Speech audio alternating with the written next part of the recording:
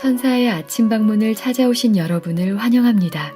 오늘도 아침 예배 말씀으로 믿음과 위로의 시간을 갖게 되길 바랍니다. 성도 여러분 안녕하십니까? 오늘도 아침 예배에 찾아오신 모든 성도님들을 진심으로 환영합니다. 각 사람에게는 하나님께서 정하신 임무가 있습니다. 우리는 기도하는 마음으로 우리의 임무를 통해 하나님께서 맡기시고자 하는 사명이 무엇인지 매일의 삶 속에서 고민하고 발견해야 합니다. 오늘 말씀을 통해서 저희 각자의 삶과 일터 속에서 하나님께서 맡겨주신 임무와 사명이 무엇인지 깨닫고 새로운 다짐을 하게 되는 귀한 시간이 되시길 간절히 바랍니다. 이제 기도하겠습니다. 하늘에 계신 하나님 아버지, 오늘도 예배의 자리로 저희를 인도해 주셔서 생명의 말씀으로 새 힘을 얻고 하늘의 지혜를 보여주시니 그 은혜에 감사드립니다. 오늘 전해지는 말씀을 통해서 우리가 삶 속에서 수행해 나가는 모든 임무들 가운데서 하나님의 귀하신 뜻을 발견하고 매일의 의무를 성실함과 충실함으로 이행해 나갈 수 있도록 인도하여 주시옵소서. 말씀 전해주시는 목사님과 함께하여 주셔서 전하시는 진리의 말씀이 저희 모두의 마음속에 깊이 새겨지고 하나님의 사업을 이루는 강한 믿음의 군사들로 저희들을 양육시켜 주시옵소서. 사랑 많으신 예수님의 이름으로 간절히 기도드립니다. 아멘. 안녕하십니까 성도 여러분. 오늘도 우리가 하나의 주제를 가지고 생각해 보도록 하겠습니다.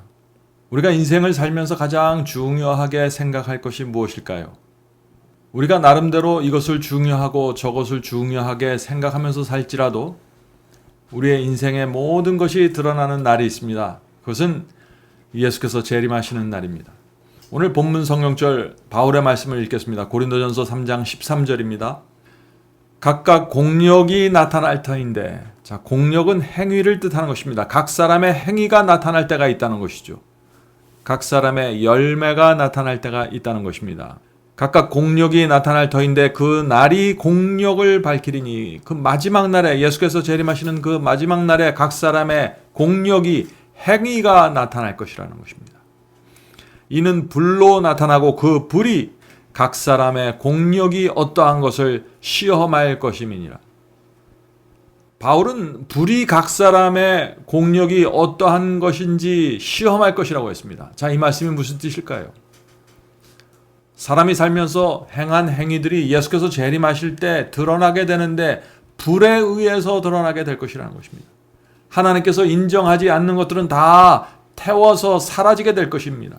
하나님께서 인정하는 것만 남게 될 것입니다. 그때 남는 것은 영원히 존재하는 것입니다. 자, 불에 의해서 태워지지 않고 남게 될 그것이 무엇일까요? 그것이 우리의 인생의 목표가 되어야 한다 하는 것입니다. 오늘 본문을 읽겠습니다. 우리는 수행하고 있는 일과 관련된 문제들을 조심스럽게 헤아려 보아야 한다. 이 일이 영혼들에게 축복이 될 것인지, 하나님께서는 단순히 우리를 바쁘게 하기 위하여 일을 주신 것이 아니라 당신 이름의 영광을 위해서 주셨다. 성도 여러분, 우리에게 가장 중요한 공력이 무엇입니까? 하나님의 이름을 영광 돌리는 것이 우리 생에 가장 중요한 것이라는 것입니다. 우리의 시간이 어떻게 사용되고 있을까요? 우리가 무엇을 위해서 살고 있습니까? 우리 인생이 끝날 때 우리도 바울과 같은 간증을 하면 얼마나 좋을까요? 바울은 말씀을 전하다가 로마 황제에게 붙잡혀서 옥에 갇히게 되었습니다. 이제 바울은 곧 자신이 죽게 될 것을 알았습니다. 바울이 자신의 죽음을 앞에 두고 디모데에게 편지를 썼는데 그는 이렇게 말했습니다. 디모데후서 4장 6절부터 7절입니다. 관제와 같이 벌써 내가 부음이 되고 나의 떠날 기약이 가까웠도다. 자, 죽음의 시간이 가까웠다는 것이죠. 나의 떠날 기약이 가까웠도다. 내가 선한 싸움을 싸우고 나의 달려갈 길을 마치고 믿음을 지켰으니 이제후로는 나를 위하여 의의 면류관이 예비되었으므로. 성도 여러분, 저와 여러분도 우리의 삶 마지막 날에 내가 선한 싸움을 싸우고 나의 달려갈 길을 마치고 믿음을 지켰다고 말하면 얼마나 좋을까요? 이것이 공력을 올바로 쌓고 생애를 마친 사람의 간증입니다. 자, 계속해서 읽겠습니다. 많은 사람이 나무와 건초와 그루터기를 모으는 일에 바쁘게 종사하고 있다. 그러나 그 모든 것은 사라질 것이다. 자, 나무와 건초와 그루터기 열심히 모아봤자 다 태워서 없어지면 한 번에 끝나는 것들이죠. 우리의 삶에서 나무와 건초와 그루터기를 열심히 모으는 분들이 있는 것입니다. 다 한 번에 타서 없어질 것들을 쌓고 모으는데 인생의 모든 시간을 바친다는 것입니다. 성도 여러분, 우리는 영원히 남게 될 일에 시간과 노력과 정성을 쏟아야 한다는 것입니다. 자, 우리의 시간과 노력을 그렇다면 어디에 어떻게 사용해야 될까요? 계속 읽겠습니다. 각 사람에게는 하나님께서 정하신 의무가 있다. 주의를 기울여 기도하는 마음으로 하나님께 책임을 져야 할 우리는 개인적으로 어떤 임무를 부여받았는가라고 자문해 보아야 한다. 성도 여러분, 하나님께서 우리를 부르셔서 임무를 주셨습니다. 그리고 마지막 날에 그 임무를 올바로 최선을 다해서 수행했는지 하나님께서 물어보신다는 것입니다. 자, 하나님께서 우리에게 어떤 임무를 주셨을까요? 우리의 일이 전적으로 영적이든 현세적인 것인가 영적인 것의 혼합이든 우리는 성실하게 일을 수행해야 한다. 자, 영적인 것이든 이 세상에 속한 것이든 성실하게 일해야 된다는 것입니다. 신앙을 한다고 하면서 세상 일에 성실하지 않으면 안 되겠죠. 우리가 해야 될 의무를 하나님께서 대신해 주지 않으십니다. 성경은 게으른 자여 개미에게 배우라고 말하고 있습니다. 하나님께서 공중에 나는 새도 보살펴 주시지만은 그 약속이 있지만 새가 아침에 일찍 일어나서 먹을 것을 찾으러 나가지 않으면 하나님께서 주시는 것을 받지 못하고 굶어 죽어가게 되는 것입니다. 그러나 그렇다고 할지라도 세상 일에 깊이 빠져서 영적인 일을 등한히 하면 큰 문제가 생기는 것입니다. 여기에 오늘날 현대 그리스도인들의 고민이 있는 것입니다. 세속적인 일과 거룩한 일이 병행되어야 하지만 영적인 일이 세속적인 문제에 가려져서는 안 된다. 그리스도는 육체적, 정신적, 도덕적 힘이 연합된 전인적인 봉사를 요구하신다. 하나님을 위한 봉사에는 이런 것들이 구비되어야 한다. 영적인 것 따로 세상 일 따로가 아닙니다. 이 두 개는 함께 가는 것입니다. 우리가 갖고 있는 영적인 능력과 에너지가 세상 일에 계속해서 영향을 미치면서 세상 속에서 하나님의 영광을 드러내야 되는 것입니다. 다니엘과 세 친구가 바벨론의 궁전 속에서 하나님의 영광을 드러냈던 것처럼 우리도 그렇게 살아야 한다는 것입니다. 말씀을 읽고 듣는 일이 이 세상 일에 묻혀버리면 영적으로 연약해지게 됩니다. 세상 일을 한다고 하면서 영적인 일에 등한히 하면은요, 영적으로 죽어가게 되는 것입니다. 자, 우리가 죽어가고 있다, 영적으로 죽어가고 있다는 사실을 어떻게 우리가 진단할 수 있을까요? 우리는 스스로 깨달을 수 있습니다. 내 영적인 힘이 지금 어느 상태에 있는지. 왜냐하면 유혹에 저항하는 힘이 약해지게 됩니다. 우리가 영적으로 죽어갈 때 이런 증세들이 나타난다는 것입니다. 육체에서 올라오는 이기심과 그 악한 욕망을 십자가에 못 박지 못하게 되는 것입니다.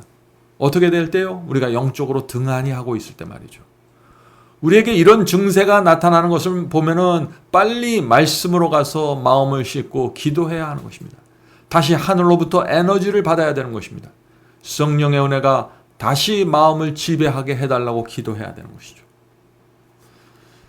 계속 읽겠습니다. 우리가 기억해야 할 바는 하나님이 만물의 소유주라시는 점과 주님의 군대에 징집된 우리는 전에 없었던 거룩함을 입고자 애써야 한다는 점이다.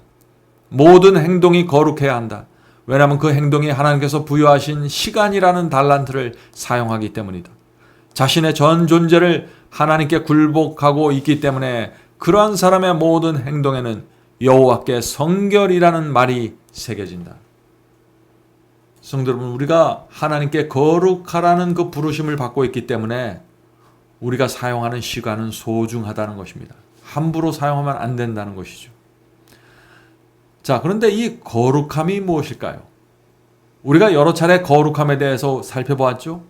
오늘 또 다시 거룩함에 대한 문제가 나옵니다. 거룩함이 무엇입니까? 내 마음이 하나님께 굴복되어 있는 상태를 뜻합니다. 성령께서 내 마음에 호소하실 때 굴복하는 것이 거룩함입니다. 유혹이 올 때 물리치는 것이 거룩함입니다. 성령께서 내 마음을 지배해서 육체가 십자가에 못 박히는 것이 거룩함입니다. 악한 욕망이 올라올 때 그것을 거절하고 물리치는 것이 거룩함입니다. 자, 그렇다면은 바울이 로마서에 기록한 이런 말씀은 어떻게 우리가 받아들여야 할까요? 로마서 8장 7절 8절입니다. 로마서 8장 7절 8절. 육신의 생각은 하나님과 원수가 되나니 이는 하나님의 법에 굴복치 아니할 뿐 아니라 할 수도 없습니다. 육신에 있는 자들은 하나님을 기쁘게 할 수 없느니라. 오늘 많은 분들이 이 말씀을 보면서 우리는 하나님을 기쁘게 하는 삶을 살 수 없습니다. 우리 존재 자체가 하나님과 원수입니다. 우리는 죄를 물먹듯이 범하면서 살 수밖에 없는 그런 존재입니다. 우리는 은혜로 덮어져서 구원받을 수밖에 없습니다. 이렇게 생각하는 것입니다. 정말 바울이 그런 말씀을 하는 것일까요? 우리가 타고난 본성은 이 육신이라고 하는데 이 육신은 하나님과 원수가 된 상태로 태어나는 것입니다. 그래서 거듭나지 않으면은 선을 행하고 싶지만 자꾸 죄에 끌려가게 되는 것입니다. 그래서 우리는 새 마음을 받아야 하는 것입니다. 그래서 예수께서 거듭나지 않으면 하나님의 나라를 볼 수 없다고 말씀하신 것입니다. 자, 새 마음이 무엇입니까? 새 마음은 아버지께 돌아가는 탕자의 마음입니다. 돼지 우리를 떠나서 아버지를 그리워하면서 아버지의 그 사랑과 용서와 자비를 그리워하면서 돌아가는 그 마음입니다. 새 마음이란 주님을 영접하고 과거에 범한 모든 죄를 버리고 회개하는 삭개오의 마음입니다. 새 마음이란 성령의 감동으로 지배되고 있는 마음입니다. 포도나무에 가지가 연결되어 있듯이 그리스도와 연결된 마음이 새 마음입니다. 새 마음을 받으면 그래서 육신에서 충동이 올라오고 유혹이 나를 끌어당겨도 죄에 끌려가지 않게 되는 것입니다. 새 마음은 그런 것들을 싫어하기 때문에 그렇습니다. 하나님이 좋아하는 것을 좋아하는 마음이 새 마음입니다.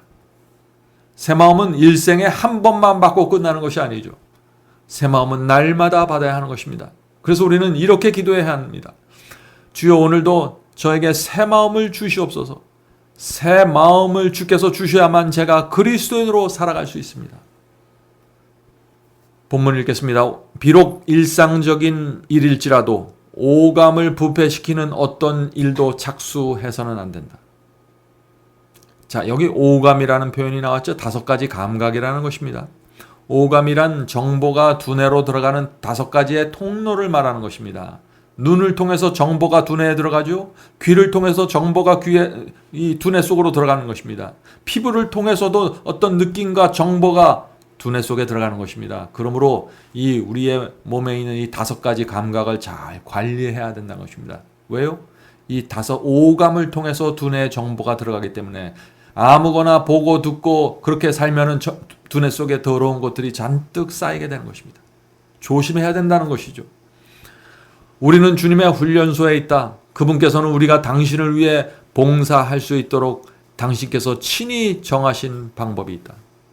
자, 여기 주님의 훈련소가 있다고 했습니다. 훈련소는 어떤 것일까요?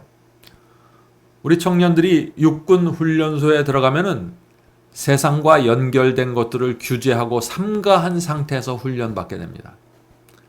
새에게 노래를 가르치려면 새 장을 천으로 덮어놓고 조용히 해놓고 노래를 따라 부르도록 연습시키는 것입니다. 영적인 일도 마찬가지입니다.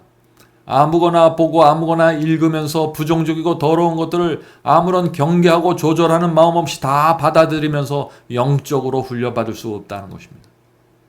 그리스도인은 드라마나 영화를 열심히 보다가 갑자기 기도하기에 어려움을 느끼는 사람입니다. 세상 일에 몰두해 있다가 또는 다른 사람의 험담을 하고 가십을 하다가 갑자기 돌아서서 주의 말씀을 읽는데 어려움을 느끼게 되는 것입니다. 그것이 우리 인간의 두뇌이고 영성입니다. 우리는 그렇게 창조된 사람입니다. 그래서 우리 주변에 오감을 통해서 들어오는 것들을 조심하고 절제하지 않으면 영성을 유지할 수 없다 하는 것입니다. 자, 계속해서 읽어보죠. 많은 사람이 어려움을 당하는 이유는 하나님의 왕국을 진전시키는 일에 직접 나서지 않기 때문이다. 그러나 가장 비천한 일도 무시돼서는 안 된다. 자, 어려운 일을 당하는 일, 영적으로 어려운 일을 당하는 이유가 뭐예요? 하나님의 왕국을 진전시키는데 적극적이지 않다는 것입니다. 다 뒤에 물러서서 관중석에 앉아 있는 것입니다. 하나님의 왕국은 다른 누가 전진시켜주고 나는 구경만 하겠습니다 하는 이런 태도로 있으면 영적으로 무너지게 되는 것입니다. 만일 그것이 가장 정직한 일이라면 축복이 되며 우리를 더 고상한 분야로 인도할 것이다. 우리 앞에 1년이나 5년 또는 10년이 남아 있을지라도 우리는 오늘 의무에 충실해야 한다. 이 날이 우리의 최후의 날인 것처럼 매일의 의무를 충실하게 이행해야 한다. 어떤 분들은 예수께서 5년 안에 재림하실 것이라고 생각합니다. 어떤 사람은 10년 안에 세상이 끝날 것이라고 생각하죠. 그래서 그런 사람들은 날마다 해야 될 의무를 잘 하지 않으면서 살게 됩니다. 왜냐하면 세상이 곧 끝날 것이니까, 5년 안에 10년 안에 끝날 것이니까 그 5년 10년만 생각하면서 그렇게 계획하고 살아가는 것입니다. 그런 생각은 잘못된 생각이죠. 그리스도의 재림의 시기를 정해놓고 그것에 맞춰서 살다가 자신이 정한 시기에 예수께서 재림하지 않으면 어떻게 됩니까? 그 사람은 큰 시험에 들어가게 되는 것입니다. 그런 신앙은 그래서 성서적 신앙이 아닙니다. 성도 여러분, 신부가 신랑을 기다리는 마음, 그것이 그리스도의 재림을 기다리는 마음입니다. 주님을 사랑하기 때문에, 보고 싶기 때문에 기다려야 합니다. 5년 남았다고 긴장하고 20년 남았다고 긴장을 풀어지면 그것은 신앙이 아닙니다. 그것은 신부의 마음이 아니죠. 주님을 사랑하기 때문에, 보고 싶기 때문에 우리는 10년 남았든지 1년 남았든지 똑같은 마음으로 기다려야 하는 것입니다. 자, 그런데 아무 일도 하지 않고 기다리는 것이 아니라 남은 기간에 상관없이 항상 우리는 먼저 그 나라와 그의 의를 구하면서 기다려야 한다는 것입니다. 성도 여러분, 우리는 재림의 날과 시는 정하지 말아야 합니다. 그날은 아무도 모른다고 했습니다. 그러나 예수께서 또 다른 말씀을 주셨죠. 무화과 나무의 잎이 무성해지는 것을 보면 어떻다고 했어요? 계절을 알 수 있듯이 우리는 시기를 분별할 수 있다고 했습니다. 지금 이 시대는 예수께서 재림하실 수 있는 큰 가능성이 있는 시대입니다. 깨어서 그리스도의 재림을 기다려야 할 때가 있었다면 바로 지금인 것입니다. 슬기로운 처녀처럼 성령의 기름을 받으면서 살아야 할 때가 되었습니다. 주께서 오시는 날에 각 사람의 공력이 드러나게 될 것입니다. 우리의 삶에서 맺혀졌던 모든 열매들이 드러나게 되고 우리가 무엇을 위해 살았는지, 왜 살았는지, 어떻게 살았는지가 드러나게 될 것입니다. 그날 우리가 하나님의 영광과 이름을 위해서 살았다는 사실이 드러나게 되길 제가 간절히 바랍니다. 오늘도 성령께서 우리 모두를 슬기로운 처녀의 길로 인도해 주시길 간절히 바랍니다. 이제 기도하겠습니다. 하늘에 계신 아버지, 저희가 이 세상을 살아야 되는 이유와 목적과 그 방법에 대해서 가르쳐 주시옵소서.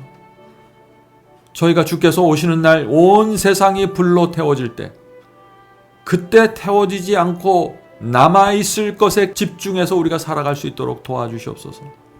하늘에 계신 아버지, 우리가 이 세상에 살면서 세상 일을 해야 하지만 이 세상에 속하지 않고 하늘에 속한 자로 살 수 있도록 도와주시옵소서. 하늘에 계신 아버지, 오늘 이 자리에 함께 모여 예배드리고 기도하는 자들에게 함께하여 주시고, 오늘도 하늘로부터 새 마음을 받고 거룩함이란 그 태워지지 않는 그 신앙을 중심으로 그것을 바라보면서 살 수 있도록 도와주시옵소서. 신부의 마음으로 신랑을 기다리면서 살 수 있도록 도와주시옵소서. 저희가 이 세상을 살 때 주님을 사랑하며 내 이웃과 내 주변의 영혼들을 불쌍히 여기고 그들을 돕고자 하는 것이 목표가 될 수 있도록 도와주시옵소서. 이 모든 말씀 예수님의 이름으로 간절히 기도드립니다. 아멘.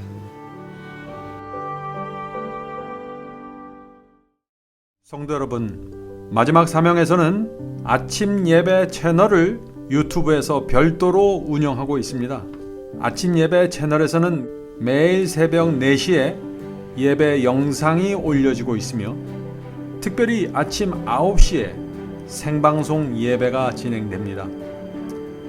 아침 9시 생방송 예배가 아침 예배 채널의 독특한 특징입니다. 원하시는 분들은 유튜브에서 아침 예배 채널을 별도로 구독 신청하여 주시면 저희와 함께 생방송으로 아침마다 예배 드릴 수 있습니다. 매일 아침마다 하나님의 말씀으로 저희 모두가 주 앞에 나와 예배 드리는 신앙으로 함께 나가게 되길 간절히 바랍니다. 감사합니다.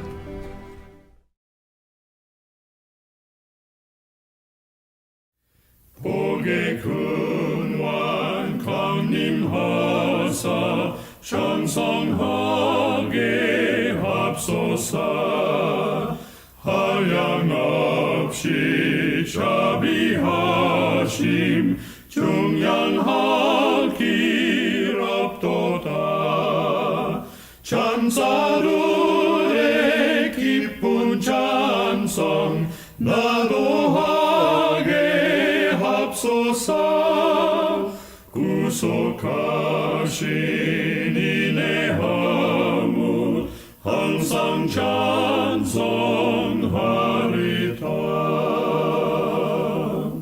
주의 도와 주심하다 이때까지 왔으니 이와 같이 전국에도 이루기를 바라네.